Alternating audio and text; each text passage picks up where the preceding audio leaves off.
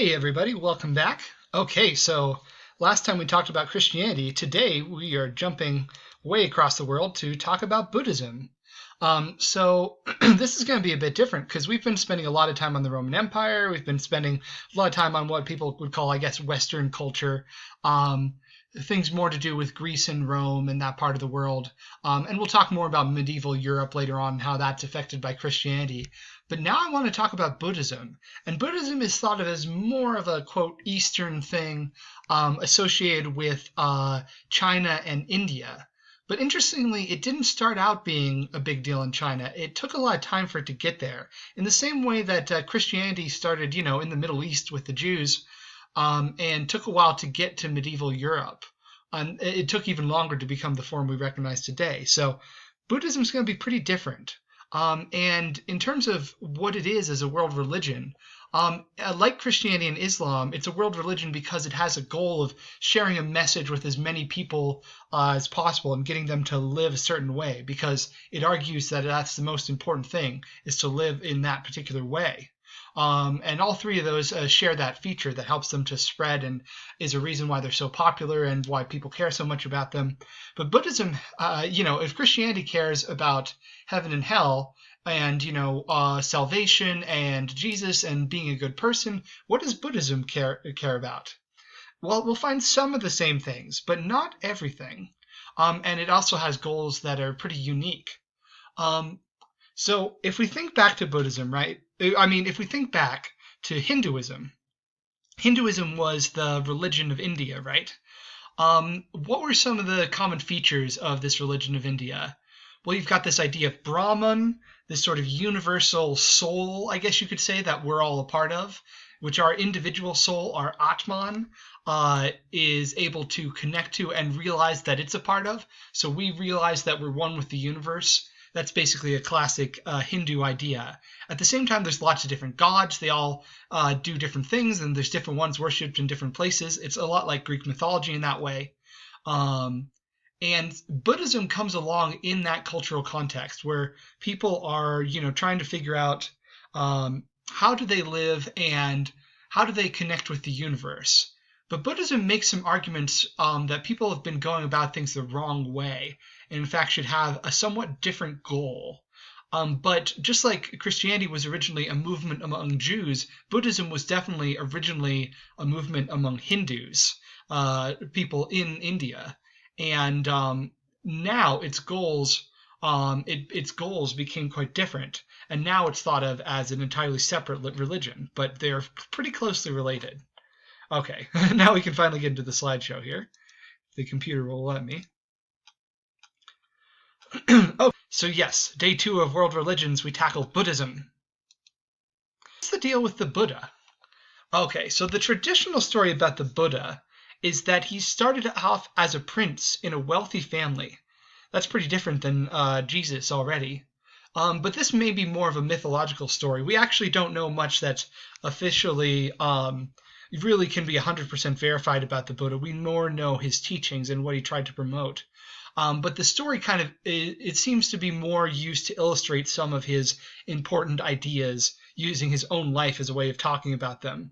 It's very possible he may have been upper class. Certainly the upper class, you remember how India had those traditional castes with the Brahmins, the religious leaders on top, the priests, and then after that the warriors and the landowners, and then beneath that sort of the farmers and the untouchables. That's the traditional Hindu caste, and there's subcastes within those castes.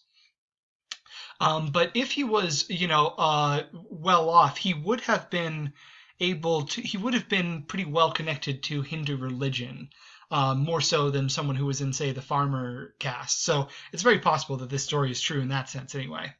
But okay, so this is the story that they tell about a fellow named Siddhartha, who would later become known as the Buddha. Siddhartha was a prince or the rich son. He was a prince or either just a very rich young man, born into the wealthy Shakya clan. And his father was given a prophecy when he was born.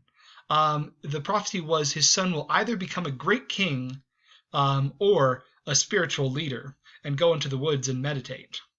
And the father thinks about this, and father of course wants him to become another king.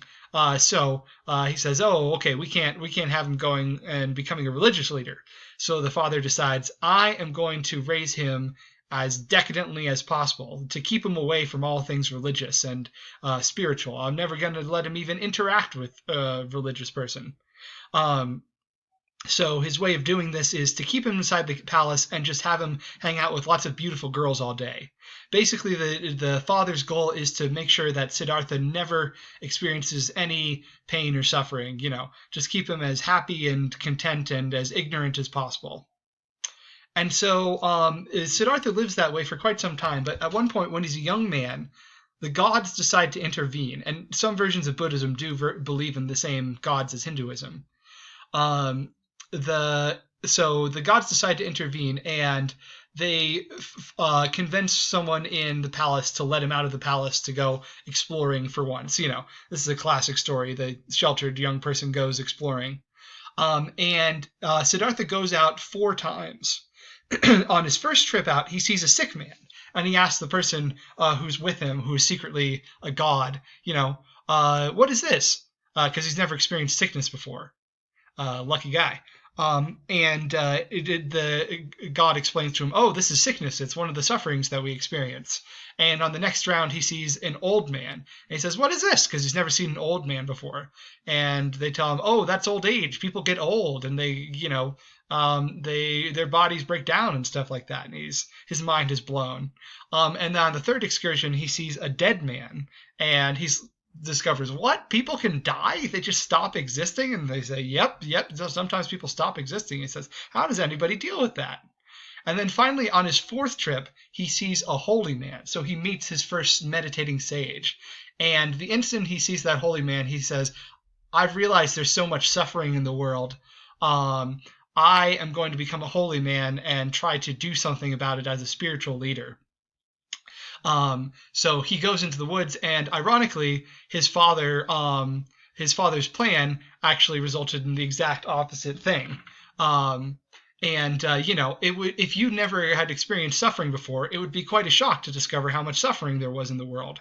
You would really feel pretty motivated by that. So it must have been, an absolute shock to his system, like being thrown out of the Garden of Eden or something.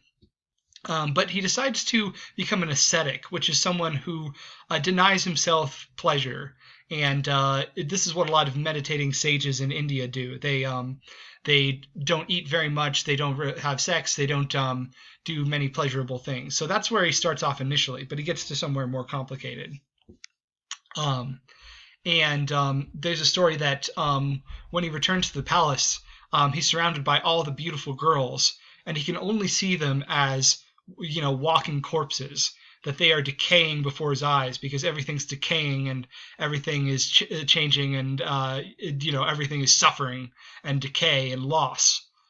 So far this sounds really dark, but Buddhism is actually a lot more positive than that. But he is concerned about the fact that if you're happy with something, it's not going to last, and so we experience suffering in this world. So he becomes this very important sage. For a while, he's being an ascetic and starving himself. But this is where he breaks pretty strongly with Hindu religion. Hindu religion said was to starve yourself would be one way to connect to God. But Siddhartha tries this for a while, and he realizes this is not working for him. And he just says, this is not the way. So he has this big moment where he eats rice again for the first time in ages. And he comes up with an idea that he calls the middle path. Neither self-indulgence like he was doing before or self-deprivation. Somewhere in between. He is going to be have a specific method, but neither extreme is the right way to go.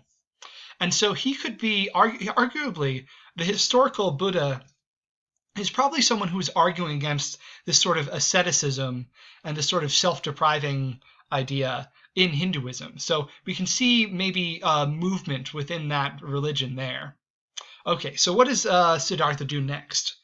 Well, he meditates beneath a fig tree. He meditates for 30 days straight. He closes his eyes and goes inward and reflects on everything. And the Bodhi tree means wisdom, and that's what he's trying to get. At the end of the 30 days, he has this revelation and achieves a state known as enlightenment. But first, in the mythological story, he has to overcome a demon who tries to tempt him with beautiful maidens and scare him with monsters. Those don't affect him at all. And then finally, the demon says, "Hey, you are not doing your dharma, your social duty that you're supposed to be doing as part of your caste. Aren't you supposed to be doing that?" And Siddhartha does this very specific thing. He puts his hand down on the earth, and he calls up an earth goddess to witness for him. And the earth goddess says to him, says to the demon, "This one is doing a more important duty than anyone else in the entire history of the world. So basically, you can just lay off." And that's when Siddhartha achieves enlightenment. And basically, he becomes free from suffering. He sits for 3 days in pure bliss. And then he wants to teach this to others, but he doubts that he can do it. But the gods all gather around him, and they persuade him, "Yes, you need to do this. This is so important. This will help people."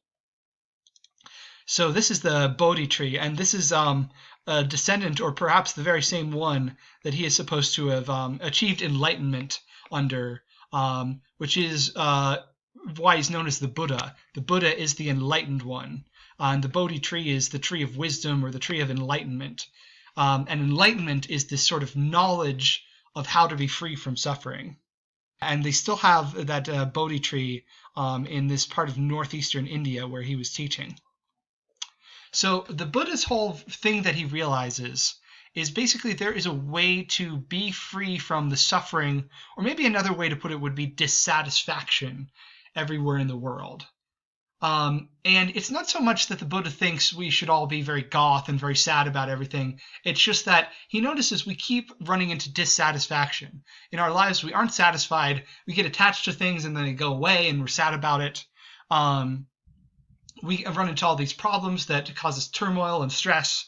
And so his first noble truth, he has the 4 noble truths. And his first noble truth is there is suffering or dissatisfaction everywhere in life. It's all through life, and you can't get away from it in most circumstances. His second noble truth is he has identified the origin of suffering. So where does this dissatisfaction come from? He has the answer. It's from attachment. So people experience this dissatisfaction because they are attached to temporary things. The world is always changing, and we get attached to, this one show or this one time or place. We get attached to what life was like for us, at a certain age, or we get attached to a certain relationship or something like that. This is something we can all understand. So we get attached to our things that we want, but we also get attached to our fears, and we get caught up in our fears. We stop being focused. And so we get attached to all these things that are temporary. That's why we have dissatisfaction. Okay, and then he has the third noble truth, which is that he has actually found a way to escape suffering. And the way to escape suffering is to let go of these attachments. And if you do, you will enter a state of freedom and peace. You will have this inner peace all the time. And it may not be like 100% like complete oh my God, happiness. But it'll be like a constant state of satisfaction where nothing can really affect you too much or dampen your experience. And this state is known as nirvana. And finally, that he has a method to let go of attachment. And this is what he calls the Eightfold Path. And at this point, you don't have to remember all of these different things on the Eightfold Path, but it would be good to know the 4 noble truths, though. The Eightfold Path is basically all his different methods of living that help you release your attachments and achieve this state of enlightenment or nirvana. And you have things like right conduct, right livelihood. The way you make a living should lead you more towards enlightenment. Right mindfulness, right concentration, right view, right speech, right conduct. All these things will help you move towards enlightenment. Okay, we'll talk more about the philosophy of enlightenment and what else the Buddha argues for and believes in the next video.